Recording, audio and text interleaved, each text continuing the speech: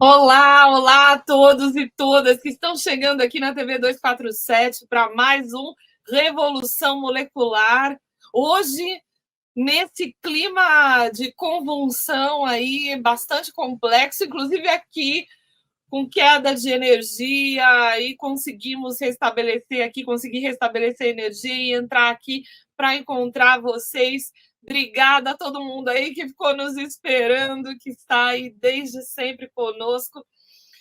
Então vamos começar esse Revolução Molecular, não é isso, Mônica? Como é que você está aí, Mônica?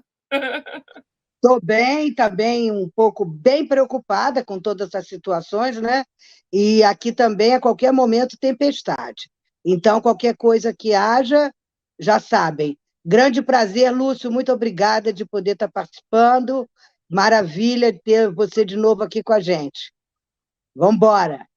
E Então, a gente tem o nosso querido Lúcio Salles, Massaferri Salles, né? Lúcio, que está aqui do portal Fio do Tempo, que sempre está conosco aqui. Bem-vindo, Lúcio. gratidão pelo convite, Mônica, Valéria. Oi, pessoal. Boa tarde para todo mundo. Olha, aqui no Rio, por enquanto, ainda tem o resto de sol, mas estão falando que vai fechar o tempo, né? Por enquanto, não fechou, não. Olha, eu queria agradecer aqui o Francisco Chagas, o Uber que me trouxe hoje, porque ele me salvou, porque diante do caos que estava, eu não chegaria a tempo, e ele atravessou a cidade, me trouxe aqui.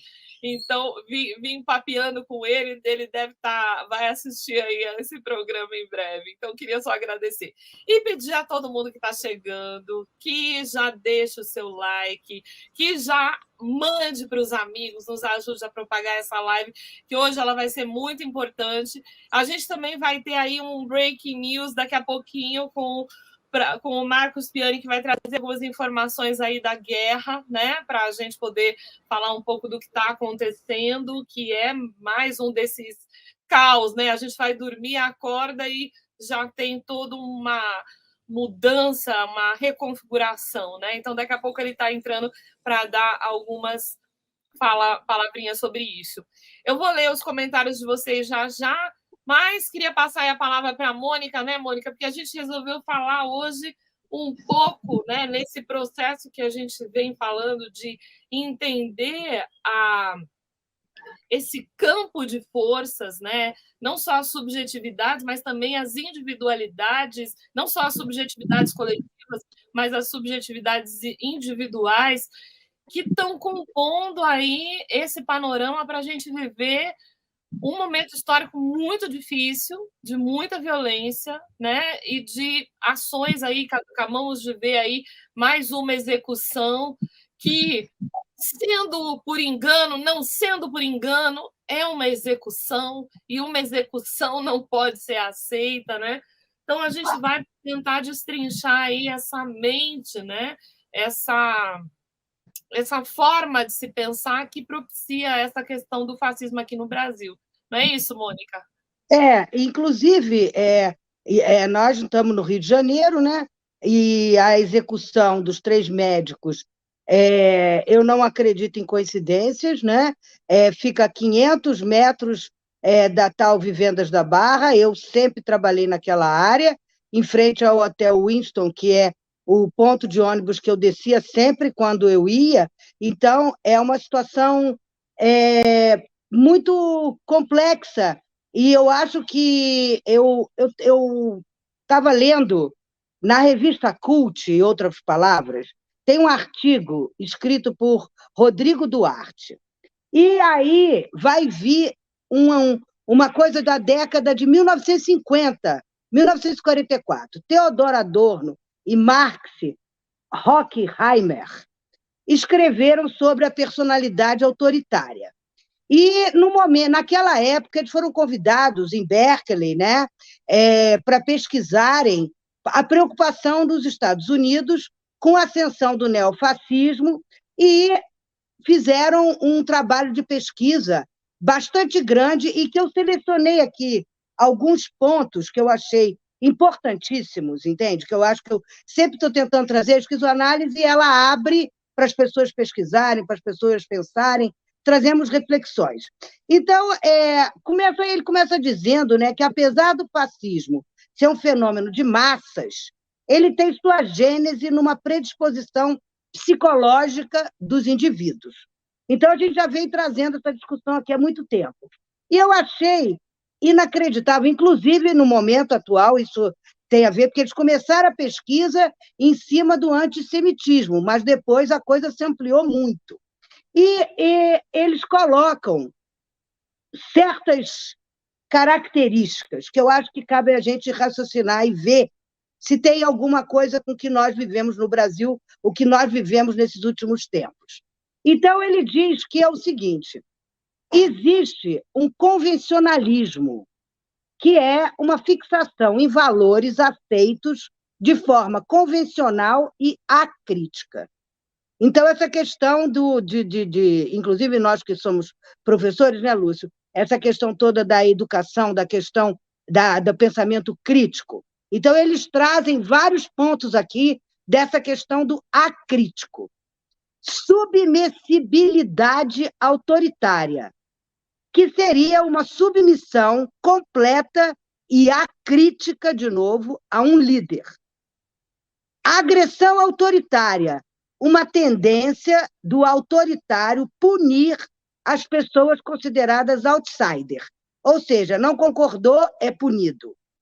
Depois tem uma coisa chamada anti-introcepção, que é uma reação extremada contra tudo que é subjetivo, contra tudo que é do pensar, das artes, da filosofia.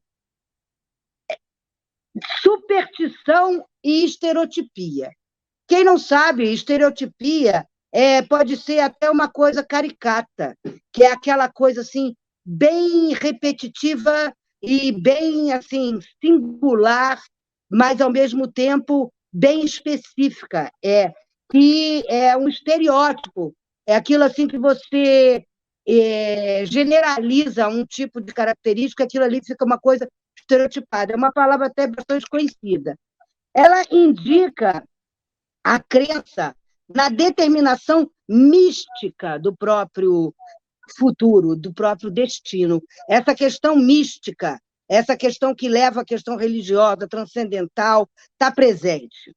Depois, o pensamento de poder designa a identificação completa com formas de poder. Qualquer tipo de forma de poder que seja autoritária, opressora, eles topam. É isso que eles querem. O negócio é oprimir. Depois, uma destrutividade e cinismo. É uma hostilidade generalizada e gratuita. Então, que a gente tem visto isso também o tempo todo. Depois, uma projetividade. Então, as projeções de pulsões sobre o exterior, ou seja, eu tenho desejo de matar, eu tenho desejo de bater, eu tenho desejo de pulsão, estou com ciúme, aí vem, mato, faço, aconteço. Então, são as projeções de pulsões sobre o exterior. E o que eu achei interessante, bem, estou lembrando minha mãe, que minha mãe falava isso, interessante, né, menina? Sexualidade, a exacerbação no trato com processos sexuais. Então, eu acho que isso daí é para a gente começar a pensar, e eu vou passar para o professor Lúcio, porque vai falar também de uma irracionalidade congenial. Congenial seria uma coisa estúpida, uma coisa sem pensamento, as ideologias totalitárias. Então, a gente vai ter máquinas totalitárias, a influência da indústria cultural sobre os indivíduos, e por aí vai falando, inclusive, uma crítica à neutralidade, entre aspas, científica. Então, é como se o cientista pudesse ser neutro, né?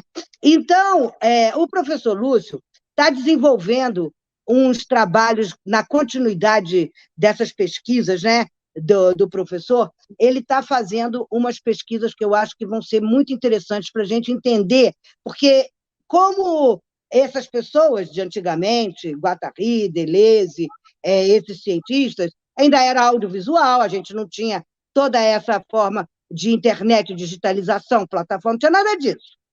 mas tem alguma coisa que conecta com essa modus operandi que parece que esse modus operandi pode ter sido otimizado, e eu acho que é isso que o professor vai falar, vai contar o que ele tem estudado, e a questão do fascismo, como a gente também fala, que o professor tem um trabalho grande sobre o caos, a produção do caos, que tem toda uma função, né, nessa questão dos fascismos, né, porque, na verdade, o que a gente está vendo é que são fascismos, né, nunca acabou.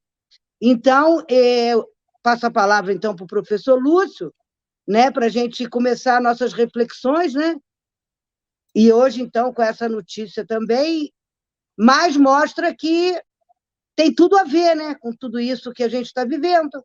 Mais bomba, mais destruição do meio ambiente, mais destruição de pessoas. É uma coisa incrível. Exatamente. Mônica, a gente não conseguiu te ouvir bem, mas a internet está oscilando bastante. Não sei se você está num lugar diferente, se você pode ficar mais próximo do modem, porque está oscilando bastante. Mas a gente conseguiu te ouvir bem. Só a imagem que está bem alterada, né? Nesse finalzinho deu uma picotadinha, mas até então estava tranquilo. Vamos lá, Lúcio, palavra para você. Então, pessoal, olá para todo mundo. Vamos direto ao ponto aqui nessa primeira fala que eu quero compartilhar com vocês. Queria destacar aqui o comentário de uma pessoa que colocou aqui, eu anotei aqui, mas você colocou agora, Valéria, Camila Silva. Ela botou assim, caramba, existe uma genética para isso, né? Colocou e tal. Não, mas é muito interessante ela tocar nisso. Então, pessoal, Camila, Mônica, Valéria e tal, eu não sei se existe uma genética, né, para a gente pensar isso, mas com certeza essa linha que eu queria pegar nessa fala, a gente pode fazer uma arqueologia, a gente pode fazer um mapeamento, a gente pode localizar, né, uma espécie de genealogia, raízes, mas não é para pensar só para entender, é para poder agir, né? Entender, pensar, a gente não pode ter pressa, porque creio que é um momento que avança no tempo, uma diversidade, né, de estudos, de reflexões que já se fez no passado, em outras épocas, sobre fascismo, sobre totalitarismo. Não estou desconsiderando, muito pelo contrário. O que eu estou dizendo é o seguinte: eu estou empenhado há um tempo, né? Muita gente que está aqui presente sabe disso, conhece lá o portal Fio do Tempo, as minhas colegas Valéria e Mônica também, com certeza, o trabalho que eu venho fazendo.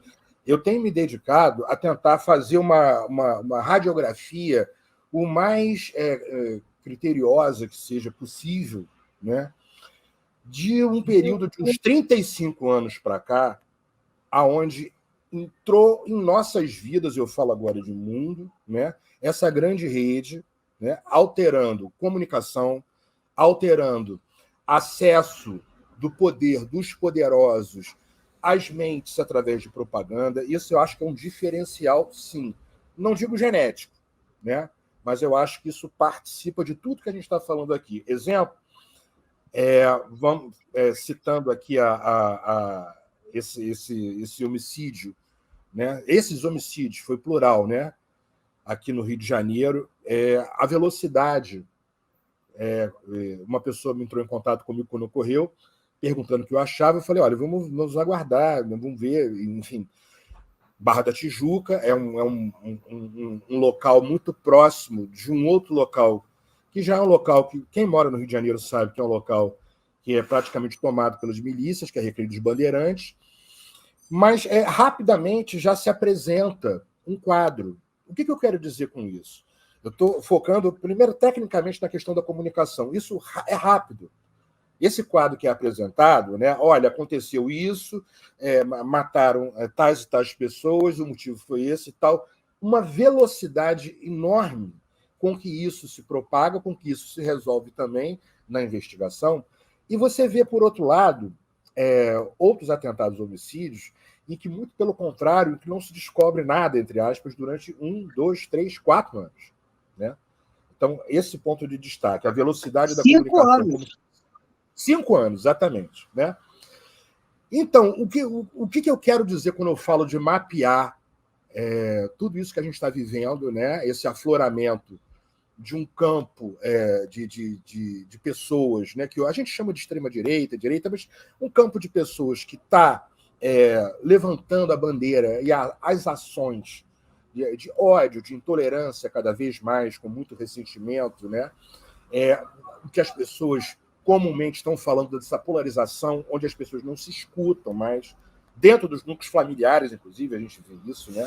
Não há uma escuta, não adianta, né? Eu defendo, inclusive, que no momento não adianta ou pouco adianta, né, levar um desentendimento, um desacordo sobre o que acontece no campo político geral. Eu não estou me referindo à política de carreira, estou falando da rua, estou falando da esquina, estou falando da padaria, do mercado, da política de cada um de nós, cidadão, vive, né? Esses desacordos é um momento que é perda de tempo. Não é falta de compreensão de argumentação.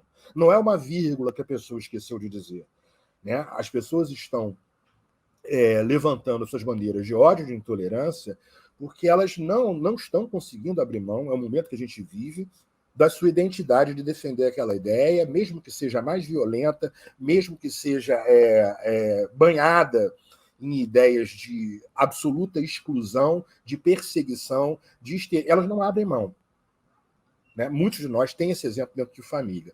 E indo ao ponto do que eu tenho me empenhado, né, enquanto uma pessoa que procura contribuir com um grão diante de tudo isso, né? Agora eu estou buscando localizar as raízes, voltando à colocação, para fechar essa primeira fala que a Camila fez aqui, a pergunta: caramba, existe uma genética? Camila e pessoas, eu acho que existe sim possibilidade de puxar no tempo uma linha para entender em que medida isso tudo que está aflorando se alinha a esse campo da virtualidade, se alinha à potência da amplificação dos discursos, das imagens na grande rede, mas não que isso seja a causa. Isso como amplificação. Nós, humanos, continuamos os mesmos, nós vamos mudando na linha do tempo. Mas essa tecnologia, desse poder de amplificação de linguagens, de propaganda na grande rede, alterou muita coisa. Compreender a raiz do problema, né, ou as raízes, que eu prefiro no plural, eu acho que é importante. O que eu tenho feito a respeito disso? E é um trabalho lento, gente. Muitas vezes é angustiante, porque assim, talvez muitos de nós gostaria ou tenderia a querer apresentar, olha, o que está acontecendo é isso, por esse motivo. Aí eu pego aqui, para citar aqui os autores que a Mônica falou, pego um livro do Adorno, por exemplo, ou então pego um do Kant, pego um do Marx, pego um do Hegel, e a gente começa a articular, porque isso está ligado àquilo e tal. E eu acho que nós temos que prestar atenção no que há de novo também, no que há de inesperado, do que nos pega e pegou de surpresa. Porque, assim, se a gente também acreditar de que tudo já está, tudo é possível da gente compreender apenas olhando pelo que passou e puxando o legado, a gente não está considerando o campo que foi aberto por muita gente que antes teceu reflexões, vivendo as suas angústias em suas épocas sobre fenômenos que apareciam. E nós estamos diante de um fenômeno que é um fenômeno novo, sim.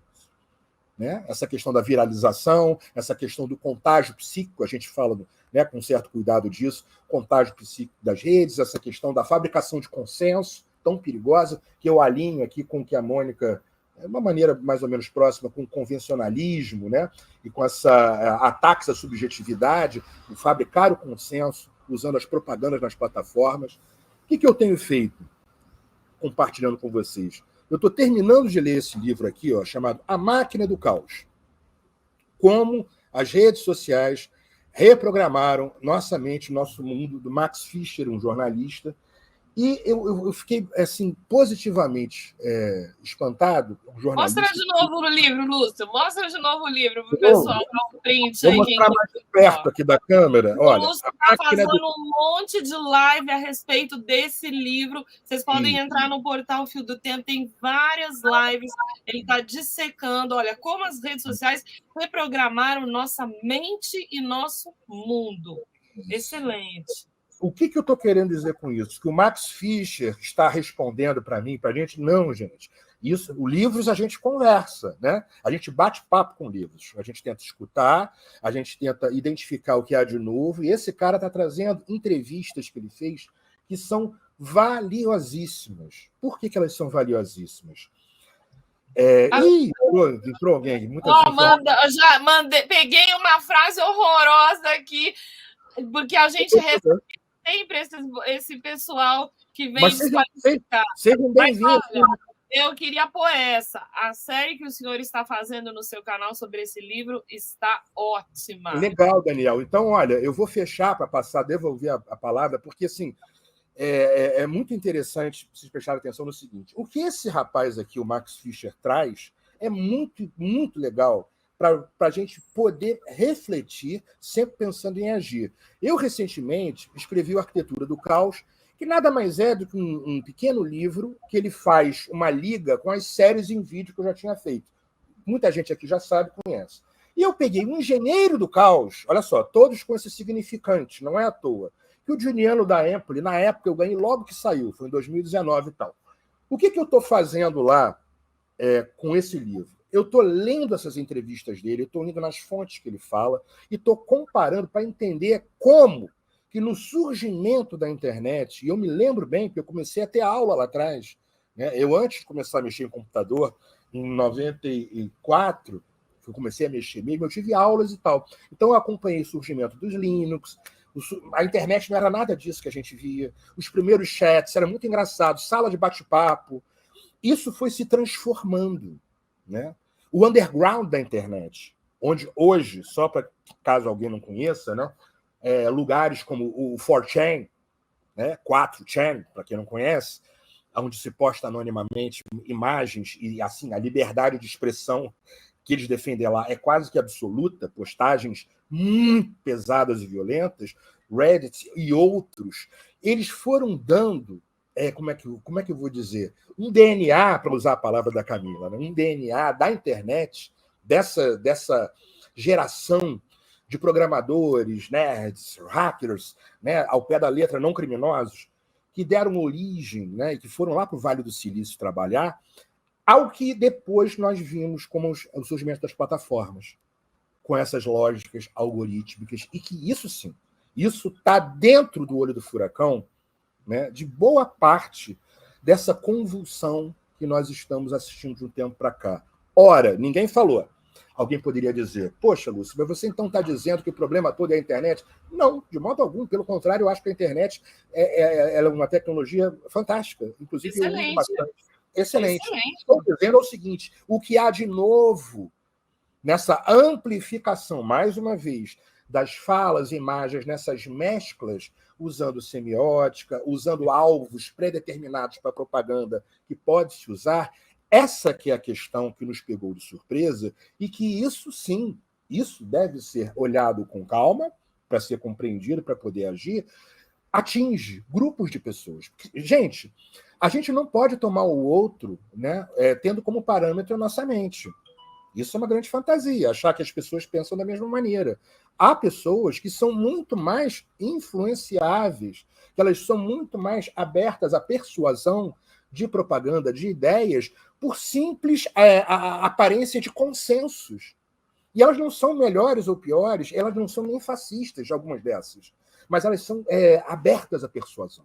E há um núcleo duro, com certeza sim, de pessoas que elas querem mesmo a destruição, o caos completo, né?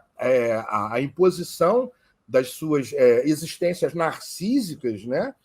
E lá, com todas as suas repressões, projetando em cima dos outros, impor, né, um modo de vida e o sistema que elas acreditam que é o melhor, né? E que a gente viu aí o resultado em eleições no Brasil e nos Estados Unidos e em quedas de governos em outros lugares do que isso resulta, né? Então, eu acho, passando a bola agora para Valéria e Mônica, eu acho que o momento é um momento mais de escuta, de troca de ideias, de busca de compreensão pontual de épocas, mas não, a gente não vai voltar lá. Eu, por exemplo, não estou relendo sobre o que é o fascismo. A gente tem vários estudos sobre isso. Eu estou tentando essa ideia de neofascismo que há de novo nisso. Como que está se propagando, né? nos dutos da grande rede. O que essa tecnologia está fazendo para potencializar isso? E o que está sendo usado dela também para isso? Eleições foram decididas fortemente por aí, e às vezes até sabotadas, né? Usando esse campo. Então, no primeira fala, eu queria dar esse alô, né? Como o Daniel falou aqui, eu já gravei 2 vídeos, eu pretendo fazer uns 8, 9, cada um para um capítulo, mas é uma ideia geral, numa linguagem aberta, para poder trazer a galera para a discussão, para a gente pensar junto, tá? Quem tem ideias e tal, entra em contato comigo lá no perfil do Instagram, do portal, para eu ouvir, eu vou buscar também para a gente tentar compreender a coisa, né? E traçar um DNA, Camila. Não a genética, eu não sei, mas pegar o fio da coisa para poder compreender, para a gente saber agir bem, né? Ó, eu deixei aqui o link do canal do Lúcio, tá? Ele tá aqui no chat também para quem entrar, porque o Lúcio geralmente entra com o nome no. Hoje você entrou sem o nome do portal. O portal Fio do Tempo. Ele tem muitas análises lá, inclusive nós já aparecemos lá, né? A Mônica vai bastante lá, né, Mônica? Tá falando bastante coisas interessantes lá no canal. Queria pegar aqui, Mônica, o que você falou, né? Essa enumeração de coisas, né, que você falou a respeito do Adorno e do Horkheimer, né? Essa lista, vamos dizer assim, de tipos, né? É interessante porque essa visão de um mundo que tenha que ser um espelho daquilo que se pensa, né? De não aceitação do diferente. E o que nós estamos vendo?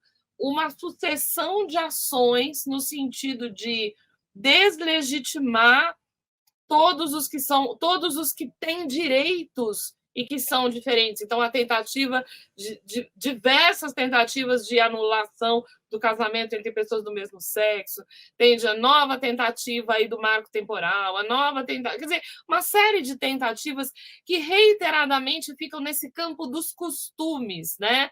E é interessante porque a gente aqui no campo progressista, a gente também, muitas pessoas acabam tendo uma atitude que é assim: para que entrar no campo da questão de identidade, na questão identitária? Por que não focar na questão básica das necessidades de alimentação, de saúde, de dinheiro? Então, essa dicotomia, ela funciona para quem tem um local de existência, para quem pode existir, não é, Mônica?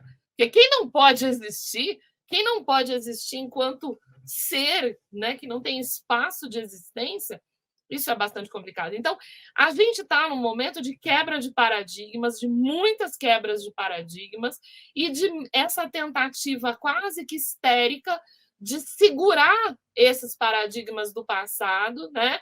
Eu até achei interessante a fala do pastor Henrique Vieira, que falou, né? A que família os conservadores querem manter? A de Abraão, que tinha não sei quantas esposas, e não sei, a de não sei quem, quer dizer, ele enumerou uma série de patriarcas aí da Bíblia, entendeu? E, assim, a que famílias essas pessoas estão querendo manter? Famílias que nem existem mais na estrutura atual. Então, quer dizer,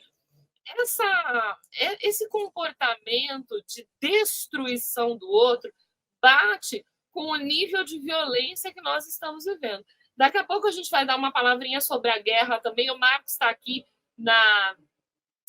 no backstage. Daqui a pouco eu vou colocar ele para dentro para dar mais informações também a respeito da guerra e também de outros aspectos, porque o Marcos também viveu muito fora e conhece bastante aí essas populações.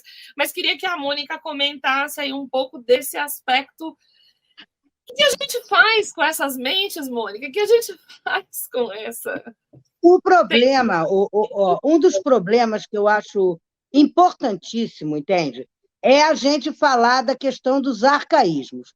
Quando, dentro da leitura do Guattari, que quando ele traz os arcaísmos estão relacionados, não uma coisa antiga, os arcaísmos estão relacionados a questão de opressão, a questão de um formato de sociedade em que existe um autoritarismo, existe um totalitarismo, em que implica numa opressão e numa exclusão de uma grande camada da população mundial.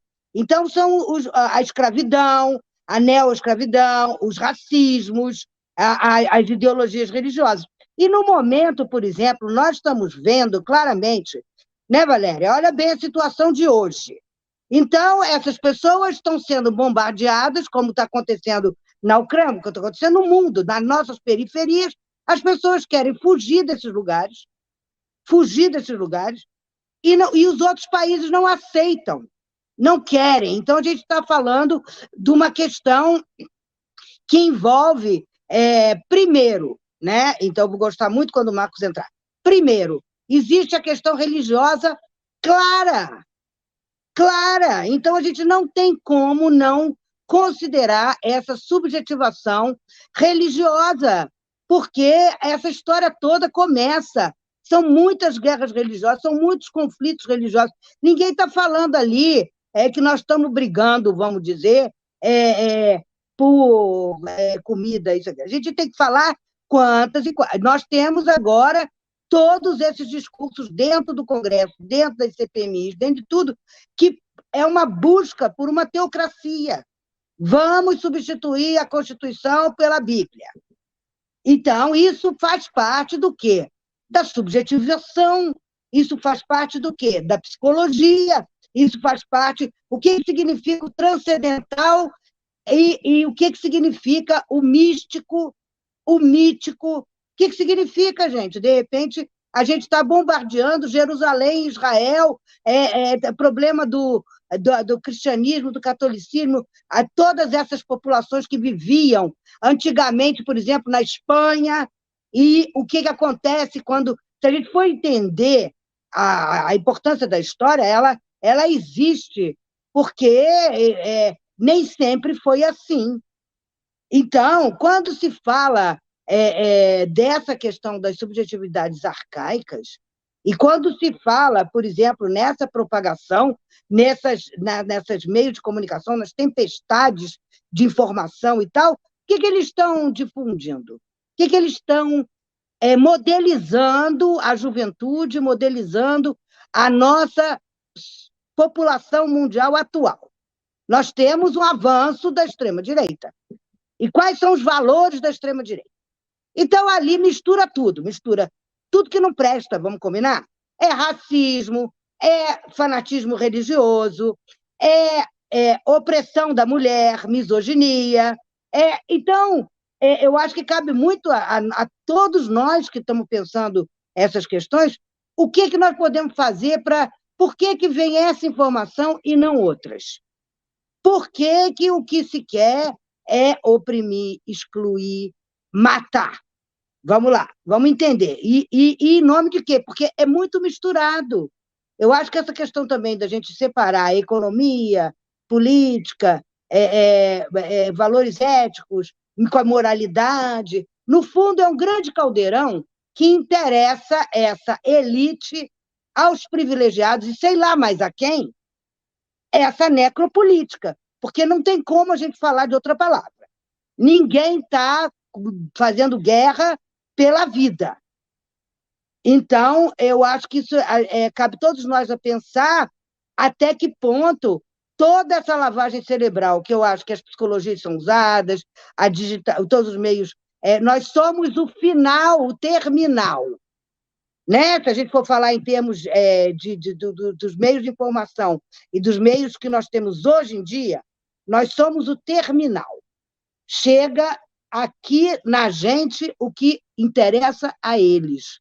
E, infelizmente, visando minar a colaboração entre as pessoas, uma solidariedade, princípios humanistas em nome dessa destruição do meio ambiente, das subjetividades, do ser humano, se a gente for pensar. As crianças já se começa, vamos falar o quê? Do ponto de vista institucional, sou institucionalista? Sou. A função das instituições. Será que a criança, quando começa a virar adolescente, ditador, fanático, reacionário? Ela não passou por isso na escola? Ela não passou por isso na igreja? O que ela aprendeu na escola? Será que antes de aprender a escrever, ela não aprendeu a fazer fila e a obedecer ao professor? Então, a gente tem que entender cada vez mais o que está por trás. Por isso que eu acho tão importante a gente refletir, sim, sobre as produções de subjetividade, aparelhos ideológicos, tanto do Estado, do sistema, do que a gente quiser. Porque todos estão produzindo subjetividade, gente. E os agenciamentos coletivos. Porque vai ter um monte de gente que vai concordar. Se agora mesmo, essa história dos médicos, como disse o Lúcio, do minuto para o outro já tinha explicação. Isso não é um adjetivo, não é um agenciamento coletivo de enunciação para fazer todo mundo de besta? Então, eu acho que é um momento que está tenso, hein? Mas não é só no Brasil, não, hein? E o pior é isso, porque é como se tivesse um efeito bola de neve se esparramando pelo mundo, igual o capitalismo mundial integrado se espalhou por todo o planeta. É interessante isso que você falou, Mônica, que, na verdade, a gente é treinado, né? A gente vive numa sociedade onde tudo é compartimentado, né? Então, você vai no médico que examina pedaços, enfim, você se especializa, você vê o mundo de maneira compartimentada e você pensa algumas coisas que vão ser valorizadas, como as racionalidades ou determinadas questões, mas nunca as subjetividades, né? Aquilo que vai por trás do ser humano fica sempre visto como algo que não é importante. Na verdade, é o que estrutura o que nós somos e o que estrutura as nossas relações, não só sociais, quanto políticas, quanto amorosas, quanto fraternas, de qualquer tipo.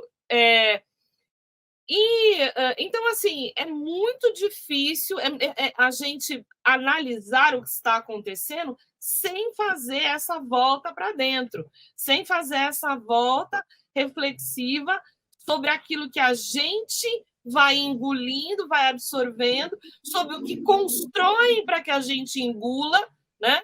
Você falou aí das narrativas. As narrativas, elas são construídas numa velocidade muito rápida. Rapidamente, eu estava conversando com o moço do Uber que veio comigo, ele falou, a gente estava falando das leis trabalhistas que foram destruídas. Quer dizer, as pessoas rapidamente já, ok, tudo bem, é isso que tem, vamos bola para frente, não tem um questionamento sobre o que está acontecendo.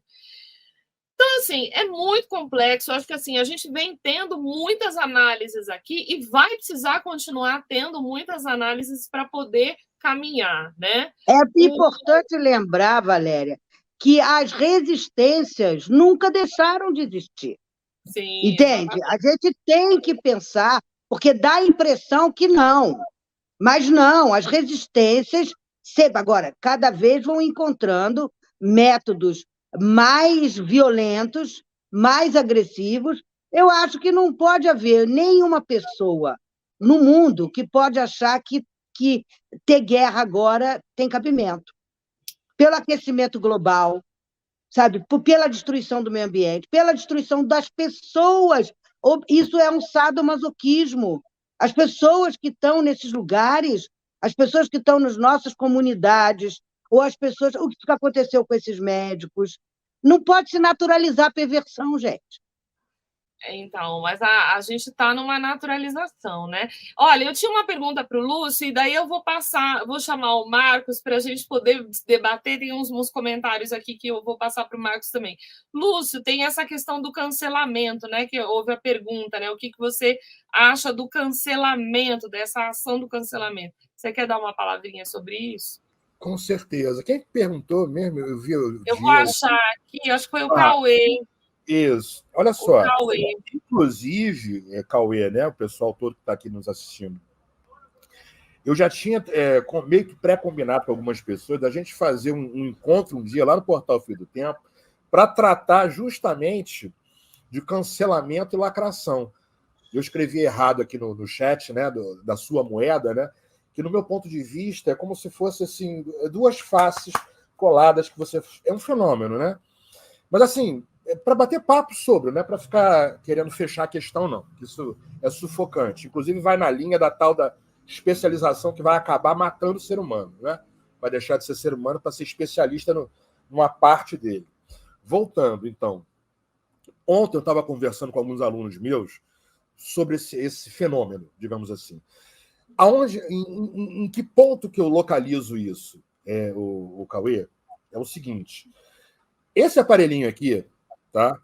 Essa tendência a querer sobressair, a querer projetar com uma defesa própria, né? No outro, coisas que são nossas, né? Que a gente muitas vezes não tem consciência disso. Isso é um mecanismo nosso, humano, não é um defeito, tá? Projeção todo mundo usa e abusa e comete. A questão é se você se dá conta quando acontece ou não, né? E o que é tentar entender. Agora, quando surge isso aqui, por volta de 2006, 2007, mais ou menos, de toque, salvo engano meu, foi a Apple, né? As pessoas, e tem uma geração inteira que já se formou nesse universo. O que aconteceu? Gente, olha em volta, nos metrôs, nos bares, nos lugares, que vocês vão ver, as pessoas estão curvadas, elas estão, né, nos locais de encontro, mesmo de passagem, elas pouco se olham, a maior parte está fixa nas suas telas, né, olhando para o smartphone, com a possibilidade de estar conectado o tempo todo, e muitos de nós estão o tempo todo. Tem aqui Instagram, eu não tenho, não, tá? Não tenho conta Facebook, nada, mas a pessoa tem Twitter, Instagram e tal. E essa máquina caça-níqueis de cassino, né, que libera dopamina, nos capturando, né, pelo prazer de ver o que a gente gosta e tal, é justamente o território, veja só, isso está em construção, tá, gente? O território em que é possível você evitar as mínimas frustrações, aquilo que te desagrada, né? Aquela coisa negativa do dia a dia que nos constrói, né? De você encontrar alguém que pensa diferente, de você lidar com algo que não concorda com você, mas que nem por isso quer te matar, quer te bater. Simplesmente não concorda, vocês podem até bater um papo e tal. Isso vai se estreitando, vai sendo sufocado, eu acho, na medida em que tecnologias que envolvem a relação de comunicação com a mente, com os afetos, vai possibilitando a pessoa, dentro de um certo campo, de bloquear o que desagrada a ela, que é o cancelamento sob certo aspecto, né? Não estou dizendo que é só isso. Cancelamento o quê? Não estou falando coletivo, não. Algo desagrada, alguém falou algo, não estou dizendo também perseguição, que às vezes a pessoa cancela num desespero de alguém, hater, né, que se chama, atrás a pessoa bloqueia ela e tal, mas não, o cancelamento de você fechar o seu mundo no mundo da positividade, no mundo daquilo que concorda contigo e como você pensa, e o que não pensa você vai lá e bloqueia, que é o que esse aparelho possibilita fazer. Eu acho que tem esse aspecto para ser pensado. Não o aparelho, mas como que nós, e eu estou sempre nos incluindo, mesmo o pessoal que já tem mais idade, viveu em outra época anterior um pouco a isso, o surgimento disso tudo, mas que essa juventude toda está cada vez mais imersa nesse universo. A lacração é muito parecido. A lacração, sob certo aspecto, antes do surgimento da grande rede e tal, a gente já conhecia a lacração, né? A busca pelos 15 minutos de fama, né? Pelos aplausos, né? Nesse sociômetro. O que é o sociômetro? É o medidor do like, é o medidor do smile sorrindo, do coraçãozinho, e que veja só, a gente pede like, tá, gente? Inclusive, dá like aqui pra gente e lá no portal Fio do Tempo. O sociômetro vai fazer o quê? O vício no sociômetro. Ele vai substituir os aplausos, né? Então, há toda uma gama de coisas que são aparentemente pequenas e que elas vão se juntando, né? No âmbito do entendimento das relações das pessoas, que elas vão nos mostrando numa radiografia bem grande, né? Que muita coisa mudou. O cancelamento e a lacração, elas envolvem a autoimagem, a identidade, como Mônica apontou numa outra direção no início, mas que é justamente isso que a pessoa tem e que ela não quer perder e que ela quer se valorizar. No mundo, para fechar aqui essa resposta super curta, tentei, enfim, dar conta disso, do tempo que nós temos aqui, num mundo que cada vez mais a competição, né, e a negação do outro, né, e a empatia, né, e as reflexões sobre o viver estão se estreitando, né? os recursos diminuem, esse neoliberalismo incentivando cada vez mais, né, propagandeando nas mentes da juventude, inclusive no campo do ensino, né, que eles não precisam, você pode ser o melhor, você é o empreendedor de si, você tem que superar, você tem que ser o primeiro, ou seja, se você tem que ser o primeiro e há uma massa, isso é uma fantasia, isso é uma ilusão completa. Né? É quase que a carnificina da subjetividade. Né? Uma máquina de moer gente, eu diria. Entendeu? E a falência desse sistema, e eu não apresento a solução, eu estou apenas apontando, tentando entender, para a gente pensar e para a gente fechar. O que é o cancelamento? O cancelamento é o cancelamento da vida, inclusive. Né? É o cancelamento das relações, das pessoas que agora são zumbis, presas no panóptico digital. Né? Ao invés de usar, né, como instrumento também, ou como veículo, como possibilidade, totalmente capturadas, fazendo o que as grandes big techs querem que nós façamos. Ou seja, nosso tempo e nossa atenção. No fundo, é só isso. Eles querem dinheiro, propaganda, nosso tempo e a nossa atenção, que é com isso que pode ser manobrado subjetividade, que é com isso que pode ser formado consenso. Entendeu? Então, eu acho que o fenômeno do cancelamento ele é um fenômeno que tem a ver justamente com isso, com o ego, com o narcisismo, com essa negação da negatividade, né? Recusa, né? Da negatividade que a gente normalmente tem que crescer para se desenvolver. Né? Vai crescer num mundo onde você só tem sim. Como é isso? Né? Não se cresce, né, Lúcia? Não se cresce. Olha, eu queria só dar uma partezinho rápido, porque isso que o Lúcio falou me remeteu muito ao The Wall, o filme. Porque, aparecem, né, a máquina de moer carne, justamente que é da escola, todo mundo saindo, e depois aparece a construção de um muro lotado de tudo quanto é do consumo, e na música ele diz as pessoas em busca de mais e mais aplausos. Então, eu acho interessante, porque eu acho que esse filme fala bastante de muita coisa que está acontecendo agora. Olha, eu queria só fazer 3 comentários aqui. A Caterine falou, eu sempre quero entender como as pessoas ficam o tempo todo no celular, não fazem outra coisa, ler um livro, ouvir uma música, regar plantas, namorar, fazer um bolo. Eu ouvi de uma aluna de 12 anos de idade, Caterine, a seguinte frase, celular é vida. Eu ouvi essa frase. Olha, e não pense que ela está errada, não. Ela está falando... Ela não está errada. Por quê? Porque as interações... Aí eu pego aqui uma fala da Rose, que a Rose falou o seguinte... Para a gente que estuda sobre o marketing, não sei se aparece aqui, digital, não podemos esquecer que os likes são uma nova forma de economia, a economia da atenção. A direita domina isso muito bem, não podemos ser radicais. Quer dizer, existe uma questão tecnológica, não tenho como negá-la, eu não tenho como retroceder, eu tenho que acolhê-la e usá-la de uma maneira sensata, né? Aí o Alair Padovani comentou aqui, crianças de hoje, devido ao celular, terão problemas de saúde por não exercitar o corpo. Já estão tendo. Tem aula hoje de manhã, crianças de 7, 8, 9 anos, eu falei, vamos no jardim, vamos sentar na grama. Uma dificuldade para sentar na grama, mas grama tem inseto, mas grama pinica. E aí fiz todo mundo tirar o sapato, todo mundo pôr a mão na grama.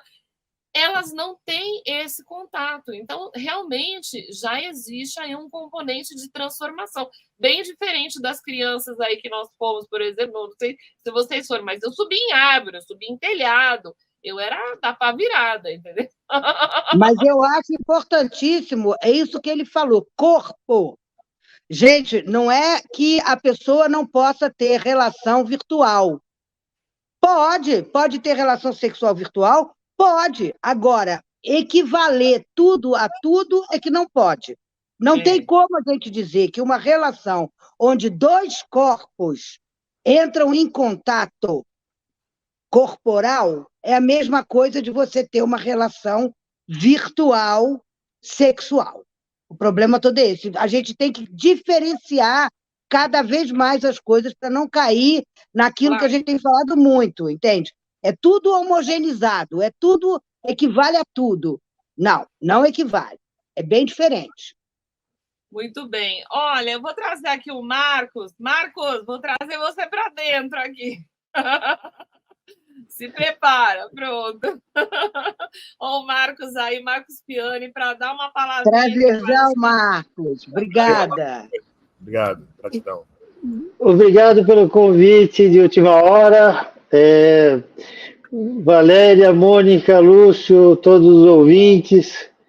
Eu já ia te mandar uma mensagem que tem um ícone piscando aqui no meu telefone, acho que ele está superaquecendo, então é bom. Ainda bem que você me chamou.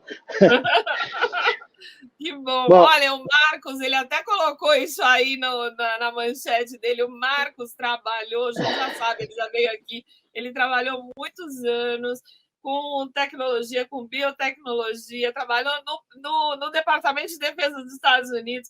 Diga aí, Marcos, como é que está a questão da guerra aí, o que você está ponderando, está vendo aí? Bom, em primeiro lugar, eu acho que eu vou roubar a máxima lá, o bordão do Zé Simão e começar com bomba, bomba, porque realmente, dessa vez, a coisa não só uma bomba de notícia, como está sendo um ataque de ambos os lados, que a mídia está dizendo que é sem precedentes, que é o mais sério em algumas décadas. Inclusive, eu tive ouvindo fontes também, tipo Fox e outras fontes mais de direita, e fica bem claro também a disputa de narrativa, porque as informações estão extremamente contrastantes e diferentes, né? Algumas fontes estão falando de 100 mortos, outras estão falando de milhares de mortos. Eu acho que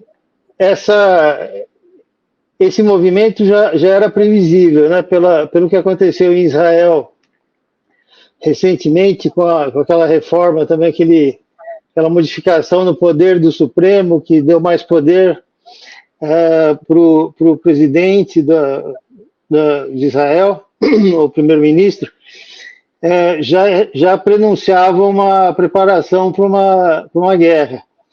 E, dando um passo para trás, então, as informações são que, de sexta-feira para agora, houve uma série de ataques, supostamente do lado do Hamas, né, que teria lançado algumas centenas ou até milhares de mísseis para dentro do território israelense, que teria chegado até Tel Aviv, e agora o governo de Israel não mediu, né, não mediu palavras, não fez meio termo, eles declararam guerra mesmo, com todas as letras ao Hamas, e o Hamas, lembrando que eles têm uma ligação forte com o Irã, certo?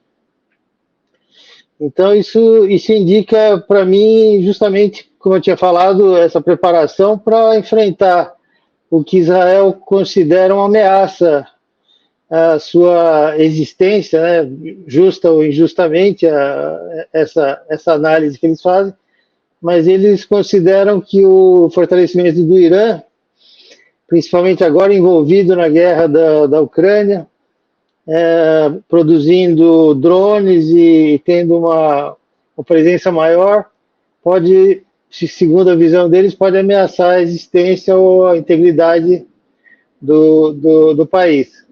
Então, eles se adiantaram, na minha impressão, e já se preparam para essa defesa.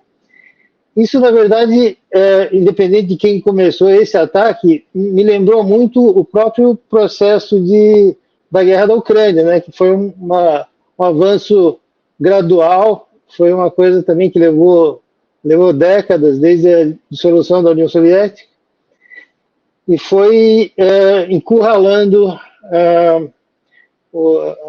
a Rússia e e levou a uma situação, né, limite de explosão, como é que está aparecendo agora. Então, tenho medo que não seja só mais uma dessas escaramuças que acontece na região, no Oriente Médio, desde tempos imemoriais e mais modernamente, desde, né, a criação do Estado de Israel. Aliás, eu fiquei sabendo hoje mesmo que os Estados Unidos demorou exatamente 11 minutos para reconhecer o Estado de Israel depois que ele foi proclamado pelo parlamento israelense. Mais rápido que a solução do crime na Barra, né, Marcos? Pois é. A solução do crime na Barra. Exatamente. E só para complementar, Marcos, só para complementar, para você continuar falando, essa visão, né? Porque a gente está colocando aqui, tem até alguns comentários, né? O Alair Pandovani colocou 75 anos que Israel massacra o povo palestino, já roubou 90% de seu território. Quer dizer, a gente tem um Estado invasor que cooptou, que destruiu toda uma estrutura de um povo, mas a leitura que se tem é que o Estado correto seria o invasor, e principalmente porque é apoiado nos Estados Unidos, né? Se você puder falar um pouco mais sobre essa divisão, essa leitura de mundo aí, né? Pois é, exatamente. Nesse meio tempo, também, muito rápido, o presidente dos Estados Unidos, Joe Biden, já foi a público, já deu uma entrevista coletiva, também sem meias palavras, dando absoluto apoio de todas as formas possíveis ao governo de Israel e dizendo que Israel tem todo o direito de se defender de qualquer maneira que ache necessário. É claro que ele não falou uma palavra em relação ao outro lado, né, as perdas de vidas civis e militares que acontecem do outro lado também. E falou isso de maneira bem, em termos bem fortes, e virou as costas e foi embora, não aceitou nenhuma pergunta dos jornalistas, e é isso, e ponto final. Inclusive ele falou nesse termo mesmo: Israel tem direito de se defender e ponto final, não tem discussão. Então a gente está vendo, eu estou acompanhando a discussão que vocês tiveram até aqui, e acho que isso é um ótimo caso para aplicar toda a teoria, tanto de informação quanto do tipo de discurso e da retórica, né, peremptória e decisiva, sem meio termo, sem subjetividade e sem chance para qualquer questionamento. Assim como tem acontecido também na questão da guerra da Ucrânia, né, que, inclusive, acho que amanhã mesmo a Globo vai mostrar uma matéria no Fantástico que a chamada me deixou bem claro que é uma aproximação, é como se levasse o espectador ocidental brasileiro para dentro da guerra da perspectiva ucraniana, né? Exatamente, porque na verdade a gente tem essa configuração, né? A guerra da Ucrânia como sendo Rússia a vilã total, e aqui no caso Israel como sendo o correto. Olha, o Santana está falando, né? Viva o povo palestino e ao mesmo tempo condolências ao povo israelense civil, que nada tem a ver com lado A, lado B. Vamos ter um pouco de empatia, com certeza. Tem uma observação aqui da Neraci, que está sempre aqui com a gente, mas eu não sei se ela procede, Marcos. Ela fala assim: deu para perceber que a direita vinha minando Israel. Eu não sei se isso procede, porque me parece que a direita está junto de Israel, não é isso? Ou ela está correta na fala dela? Né? Ou a gente não consegue fazer essa determinação tão clara entre direita e esquerda? Pois é, o que aconteceu em Israel recentemente foi uma espécie de um golpe anti-Supremo Tribunal, né? Anti-justiça, porque o Supremo de Israel tem uma tendência a ser bastante imparcial. Eles já houve casos de eles legislarem ou fazerem vereditos a favor do outro lado, né, dos palestinos. E o que aconteceu, talvez vocês tenham acompanhado recentemente, foi uma reforma, mezzo reforma, mezzo golpe, né, que foi justamente para tirar o poder do Supremo, e houve uma quantidade enorme de manifestações. O povo tentou barrar essa reforma, não conseguiu, também foram reprimidos aos milhares, e no final, agora existe muito mais latitude para o governo israelense tomar medidas de guerra, de exceção, de militarística, justamente. Ele parece que eles estavam prevendo esse ataque, sabe? É uma coincidência muito grande isso. Sim, digo com um pouco de ironia, porque, na verdade, eu acho que já estava planejado uma reação desse tipo. De novo, enquanto que depois da União Soviética houve uma aproximação, um encurralamento cada vez maior da Rússia, em Israel, o que tem acontecido também desde a fundação é essa tomada de área, de espaço dos palestinos, né?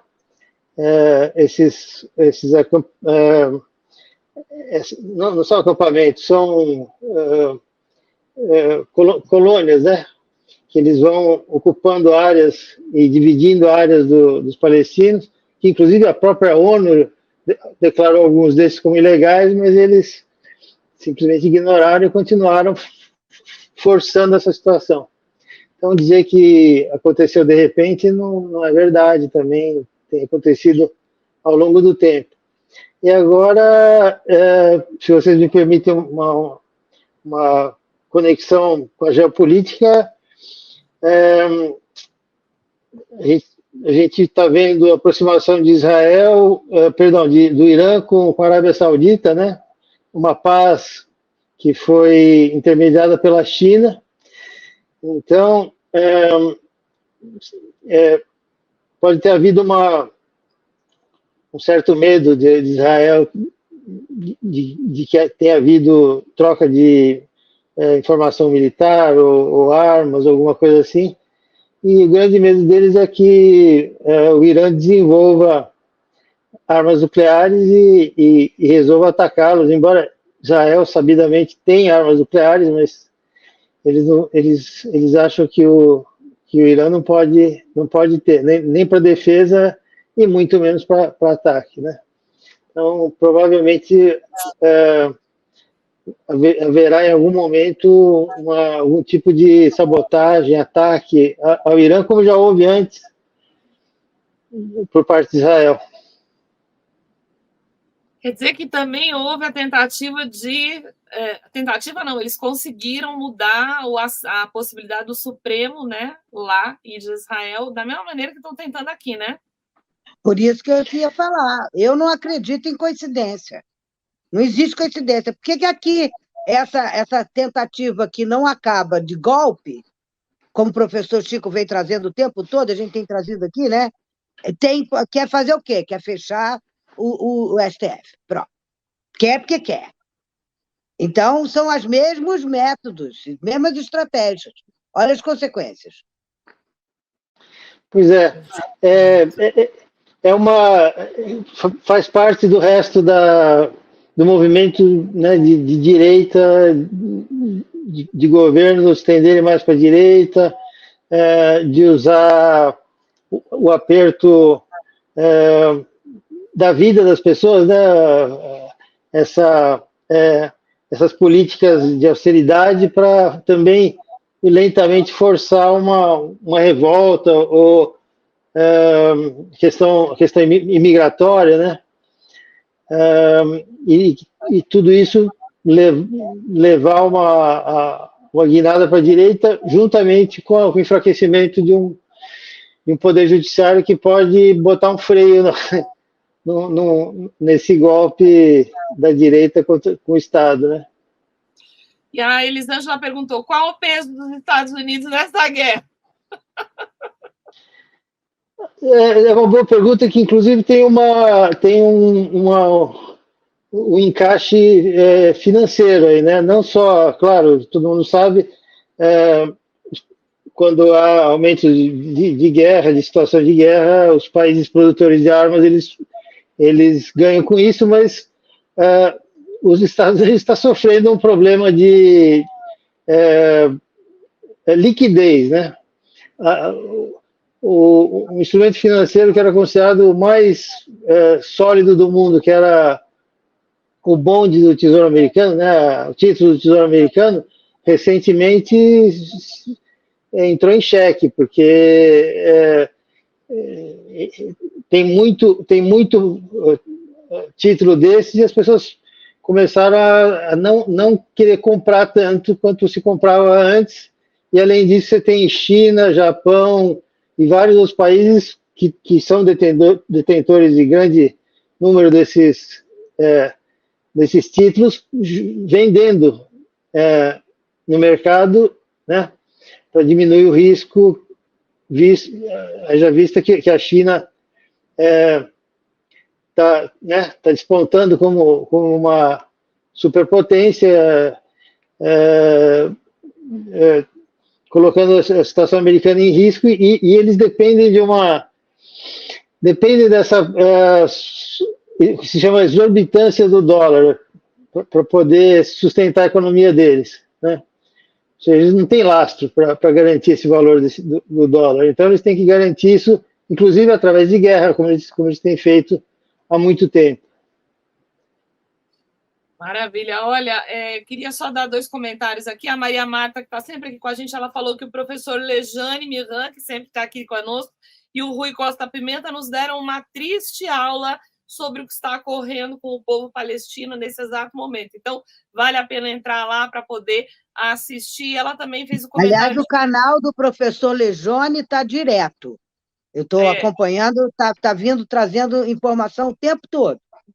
O professor Lejane realmente é um craque, e ela também comentou: há guerras que ninguém nem toma conhecimento, na África, na Ásia, no Oriente Médio, particularmente os povos palestinos, não é? Eu ia falar isso em seguida. Essa situação, por si só, já é mais séria do que de costume. Mas se você lembra que nós estamos tendo já guerra na Europa, na Ásia, né? O Mar do Sul da China tem alta periculosidade da situação também piorar. Então, é mais uma situação que se soma a essas outras e pode compor e multiplicar. Resumindo, só quem não está participando dessas guerras no mundo inteiro, no momento, assim, pode até ter algum conflito local, mas só as Américas não estão envolvidas fisicamente, não está tendo guerra no território das Américas. Europa, Ásia, África já estão em pé de guerra, literalmente. Exatamente. Bom, e aqui, né, a Márcia Adler, eu acho que ela está falando isso, acho que ela está querendo falar, gente, aqui no Brasil, diariamente, que realmente a gente vive também essa questão de uma guerra, né, principalmente aí a gente tem que falar do que aconteceu aí no Rio de Janeiro, né, e toda a dificuldade. Gente, a gente vai ter que finalizar a nossa live. Nós começamos um pouquinho atrasados aí com problema técnico, mas deu tudo certo. Lúcio, você vai ter que voltar, meu querido.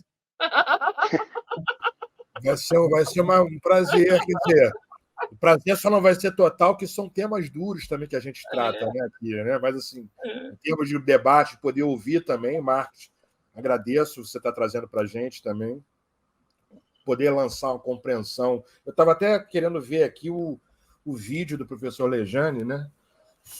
Eu acho que o Anitta Blian também subiu um vídeo a respeito. Se eu não me engano.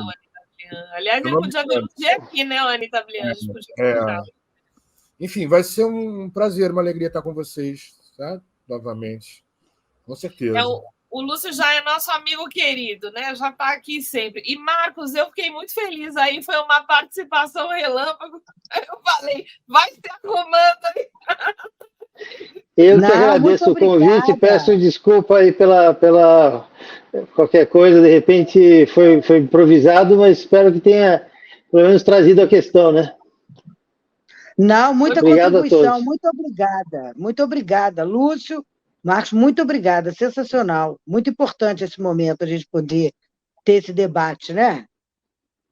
Eu acho que essa tem sido a função aqui desse nosso programa, né? Trazer o debate e, na medida da necessidade, a gente também vai dialogando com o que está acontecendo, porque não tem como a gente não fazer isso, né? A gente tem que, né, Mônica, trazer os temas, né? E semana que vem... Porque isso a gente tem que pensar o que está acontecendo em termos de Brasil e em termos de mundo. E é muito importante a participação de vocês e todos os que assistem e os que contribuem maravilhosamente com a gente. Muito obrigada a todo mundo. Exatamente. Obrigado a vocês.